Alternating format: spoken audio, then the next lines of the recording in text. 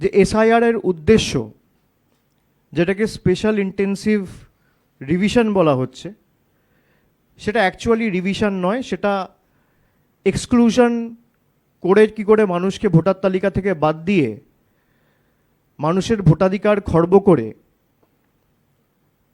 মানুষকে তার মৌলিক অধিকার থেকে বঞ্চিত করা যায়, সেটাই এদের একমাত্র উদ্দেশ্য এবং লক্ষ্য।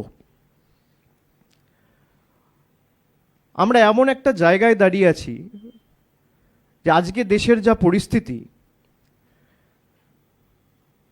আগে মানুষ ভোট দিয়ে দেশের সরকার নির্বাচিত করত, এখন দেশের সরকার কে ভোট দেবে তাদের নির্বাচিত করতে, তাদের সিলেক্ট করছে।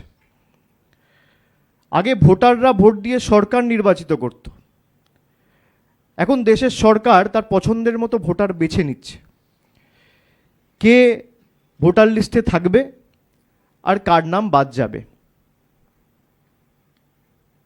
এবং তাদের লক্ষ্য কোনোদিন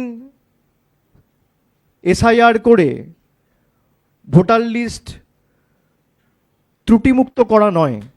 যদি তাই লক্ষ্য থাকতো, এই ভোটার লিস্টের নিরিখেই 2024 সালের আজ থেকে 1.5 বছর আগে লোকসভা নির্বাচন হয়েছে, যেখানে বাংলা সহ দেশের 543টা লোকসভা কেন্দ্রে সাংসদরা নির্বাচিত হয়েছে এবং পরবর্তীকালে দেশের সরকার হয়েছে এবং প্রধানমন্ত্রী নির্বাচিত হয়েছে। এই ভোটার লিস্ট যদি ত্রুটিযুক্ত হয়, কেন্দ্রীয় সরকারের প্রথম দায়, দায়িত্ব, কর্তব্য, বাংলায় একটা কথা আছে, আপনি আচরি ধর্ম। অন্যকে জ্ঞান না দিয়ে প্রথমে লোকসভা ডিসলভ করে আপনি ভোটে যান।